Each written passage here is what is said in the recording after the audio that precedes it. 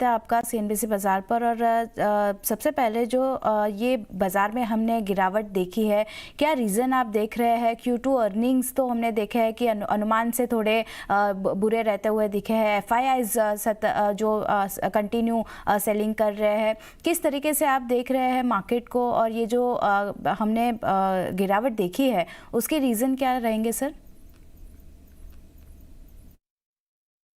देखिए, गिरावट खाली एफआईएस की बिक्री के कारण है। तो एफआईएस दिसंबर तक उनका प्रॉफिट बुकिंग का भी माहौल रहता है, वो एक बात है। सेकंड, अभी एक ट्रम्प ट्रेड चल रहा है अमेरिका में, तो नेचुरली एक तरफ उनका जो प्रो बिजनेस अप्रोच है, तो अमेरिकन बिजनेस की बहुत एक उम्मीदें बहुत बढ़िया है, तो इसलिए वापस अमेरिकन स्टॉक मार्केट में थोड़ा पैसा निवेश हो रहा है। तो एफआईएस इस पीरियड में जहां पे उनको प्रॉफिट बना है, जैसे आपको पता है कि सितंबर के महीने में जब एफआईएस की सेलिंग शुरू हुई थी एंड सितंबर में, तब करीबन निफ्टी का एक साल का रिटर्न 27% था। अब गिर गई है क्योंकि सेलिंग हुआ है, मगर प्रॉफिट इंडिया में ही उनको ज्यादा बना है। तो नेचुरली वो जब डाइवर्ट करेंगे अपना पैसा, जहाँ पे प्रॉफिट है उसको बुक करके अपने देश में निवेश कर रहे हैं। तो यही कारण है इसका। तो ये ट्रम्प के जो इनिशियल अनाउंसमेंट्स है वो सब सपोर्टिव है। उन्होंने जो इलेक्शन जीतने के लिए जो बात कही थी उसके हिसाब से अपना टीम चुन रहे हैं, ये चुन रहे हैं, तो माहौल उधर बढ़िया बन रहा है। तो इसके कारण अब एक इंडिया की ओर, क्योंकि एक आपने बताया ना कि वैल्यूएशंस की बहुत एक सोच है, क्योंकि अर्निंग सीजन अच्छी नहीं रही है, वो सबको पता है। तो इसलिए वो थोड़ा देख रहे हैं कि अब फेस्टिवल सीजन यानी दिवाली का नंबर्स अभी नंबर्स में नहीं है, क्योंकि सितंबर क्वार्टर के नंबर है। तो मेरे ख्याल में जब ये जनवरी से आपको ये क्वार्टर के नंबर आ जाएंगे तो शायद बेहतर अर्निंग्स भी सामने आएगी। तो मेरा ख्याल में जनवरी में ही आप एक एफआईएस की जबरदस्त वापसी देख सकते हैं। तब तक वॉलिटिलिटी रहेगी एफआईएस फ्लोज के अंदर। सेकेंड चीज जो हमें याद रखना चाहिए कि एफआईएस बेच रहे हैं, म्यूचुअल फंड्स के पास पैसा है, मगर वो तुरंत जाके खरीदारी नहीं कर रहे हैं। क्यों?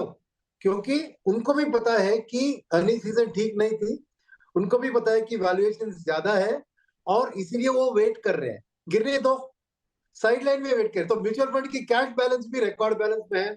म्यूचुअल फंड इन्वेस्टर्स ने भी बहुत पैसा दिया है म्यूचुअल फंड वाले को, तो पैसा बहुत है, मगर वो गिन गिन के चुन चुन के स्टॉक खरीद रहे हैं जहां पे गिरावट ज्यादा हुआ है। तो वॉलिटिलिटी जारी रहेगी, क्योंकि इनके पास गन पाउडर है खरीदारी करने के लिए, मगर उसको कब इस्तेमाल करेंगे वो थोड़ी दिन के बाद ही, वो देखते देखते कितने गिरावट आती है। क्योंकि अल्टीमेटली आज जो पैसा उनको मिल रहा है उससे उनको रिटर्न दिलवाना है निवेशकों को। तो naturally buy low sell high बनता है, तो वो भी वेट कर रहे हैं कि अच्छे दाम में हम अच्छे स्टॉक को खरीदें। तो मेरे ख्याल में ये वॉलिटिलिटी जारी रहेगी, बट बहुत भयंकर गिरावट आने से म्यूचुअल फंड वाले प्रोटेक्ट कर लेंगे मार्केट को। तो एक हाई वॉलिटिलिटी बट बहुत डीप करेक्शन मैंने एंटिसिपेट कर रहा हूं, मगर मार्केट में एक उछाल या एक जबरदस्त वापसी आप एफआईएस की वापसी से ही देख सकते हैं। એટલે જો એક બહુ મોટો ઘટાડો તો નથી આવવાનો બજારમાં, પણ સામે તમને કોઈ બહુ મોટી તેજી પણ આવવાની અપેક્ષા નથી। लेकिन असुली जी, हम बात करते रहते हैं हमेशा, और इससे पहले जब हम बात करते थे सितंबर मंथ तक, तब हम लोग एक डिस्कशन बहुत ही अच्छी तरीके से करते थे कि वैल्यूएशन मार्केट का बहुत ज़्यादा है। तो अभी हम देख रहे हैं कि जो रीसेंट टॉप बना है, हाई बना है, उससे मार्केट लगभग 10 to 11% जितना हमें करेक्ट होता हुआ दिखा है। तो क्या ये करेक्शन में वैल्यूएशन भी थोड़े बहुत करेक्ट हुए हैं? क्या अभी आपको जो स्टॉक्स जिस लेवल पे आजकल ट्रेड कर रहे हैं, क्या वो आपको अभी भी अट्रैक्टिव लग रहे हैं? देखिए, अगर आप अर्निंग्स की डाउनग्रेड हुई है इस साल की, अभी सिंगल डिजिट ही अर्निंग्स ग्रोथ सामने दिख रही है, तो उस हिसाब से इस अर्निंग्स डाउनग्रेड के पहले ही मार्केट ओवर वैल्यूड लग रहा था, राइट? तो नेचुरली अब दाम का करेक्शन हुआ है, मगर क्या काफी हुआ है ये बात अभी तक मैं नहीं मानता हूं, क्योंकि म्यूचुअल फंड ने जो खरीदारी की लास्ट मंथ, उससे मार्केट का गिरावट में एक स्लो डाउन आया था। अगर वो म्यूचुअल फंड नहीं खरीदारी करते तो और भी भयंकर स्लो डाउन हो जाता।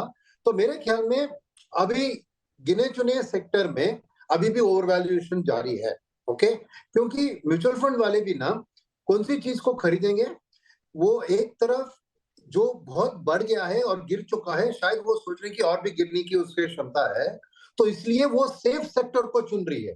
जहां पे माहौल ठीक है, जैसे आईटी, क्योंकि अगर अमेरिकन बिजनेस की नंबर्स अच्छी रहेगी तो आईटी में निवेश करेंगे तो हमारे आईटी सेक्टर के लिए अच्छी प्रॉफिट बनेगी, तो आईटी में एज ए डिफेंसिव वो वहां पे डाल रहे हैं।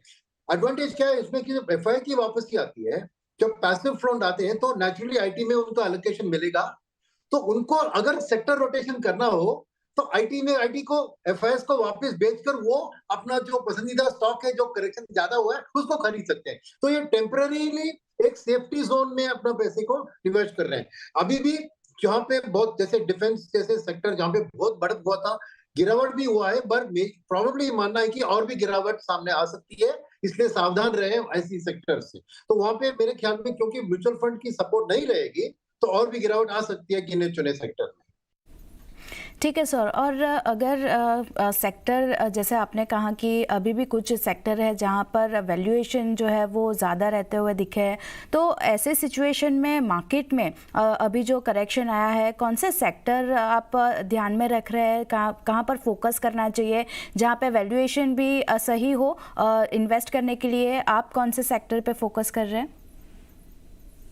मेरे को ओवरऑल बीएफएसआई यानी बैंकिंग, फाइनेंशियल सर्विसेज, इंश्योरेंस, ये वाला सेक्टर में मेरे को क्या है कि एक आप देखिए कि निफ्टी की रिटर्न और बैंक इंडेक्स की रिटर्न में देखिए बहुत डिफरेंस है। 5-6% कम दिया है रिटर्न बैंक निफ्टी ने, क्योंकि उतने चली नहीं है। मगर आने वाले दिन में आप देखेंगे स्टोरी क्या है इंडिया में। एक है हमारी जो पर कैपिटा इनकम बढ़ रही है, उसके कारण कंज्यूमर डिस्क्रिशनरी आगे आके बढ़ेगी। At the same time capex जो प्राइवेट सेक्टर अभी पूरा उसमें गिरा नहीं है, वो उतरेगा उसमें। तो प्राइवेट सेक्टर कैपेक्स को फाइनेंस करने के लिए आपको बैंक लेंडिंग की जरूरत होती है। और तीसरी चीज होती है कि जो गवर्नमेंट ने पहले हाफ में जो अर्निंग सीजन आपने बताया कि उम्मीद से कम हुई थी, एक उसका मुख्य कारण है कि गवर्नमेंट ने अपना खर्चा कम करा दिया फर्स्ट हाफ में, कैपेक्स में और इसमें। तो सेकंड हाफ में मेरे ख्याल में, क्योंकि बजट भी आने वाला है, उनको खर्चा करना होगा, तो जैसे ही गवर्नमेंट की खर्चा बढ़ती है तो automatically order book mid and small cap कंपनियों को मिलती है, तो उनको भी ऑर्डर को फाइनेंस करने के लिए बैंक लोन की जरूरत है। तो मेरे लिए बैंक लेंडिंग आगे वाले दिन में, कॉर्पोरेट लेंडिंग स्पेशली बहुत अपटिक दिखाई तो अर्निंग्स अच्छी आएगी उनकी, और रिटर्न भी उनका उतना अच्छा नहीं बना तो वैल्यूएशन के हिसाब से भी ठीक है। तो मेरे लिए सबसे उमदा सेक्टर अभी वो बैंकिंग एंड फाइनेंशियल सर्विसेज है। और इसमें याद भी रखिए कि हम बैंक कहते हैं, मगर एक लार्ज प्राइवेट सेक्टर बैंक होता है, पब्लिक सेक्टर बैंक होती है, माइक्रो फाइनेंस होती है, स्मॉल फाइनेंस बैंक होती है, डाइवर्सिफाइड प्ले है उधर भी। और दूसरी बात मैं कहूंगा कि बीएफएसआई में आपको खाली लेंडिंग वाली बात नहीं है, वो आपको इन्वेस्टमेंट साइड वाली बात भी, जैसे एसआईपी बुक बढ़ रही है, कौन डिस्ट्रीब्यूट कर रहा है? बैंक डिस्ट्रीब्यूट कर रहे हैं, राइट। इंश्योरेंस कंपनीज को फ्लोस मिलते हैं, ब्रोकरेज हाउसेस को फ्लोस मिलेंगे, वेल्थ मैनेजमेंट को मिलेंगे। तो इससे आपको एक लेफ्ट हैंड साइड और राइट हैंड साइड दोनों तरफ का बैलेंस शीट यानी लेंडिंग और इन्वेस्टिंग दोनों का बेनिफिट बीएफएसआई सेक्टर को मिल सकता है। तो मेरे ख्याल में ये एक अच्छा वैल्यूएशन के तौर पर एक अच्छा सेक्टर है। એટલે જો આ બધા સેક્ટર પર ખાસ કરીને બેન્કિંગ, ફાઇનાન્સ, ઇન્સ્યોરન્સ જેવા સેક્ટર તમારે અહીંયાથી ફોકસમાં રાખવાના છે। बहुत बहुत शुक्रिया सुनील जी हमारे साथ जुड़ने के लिए और ये सारी डिस्कशन करने के लिए। जो આપણી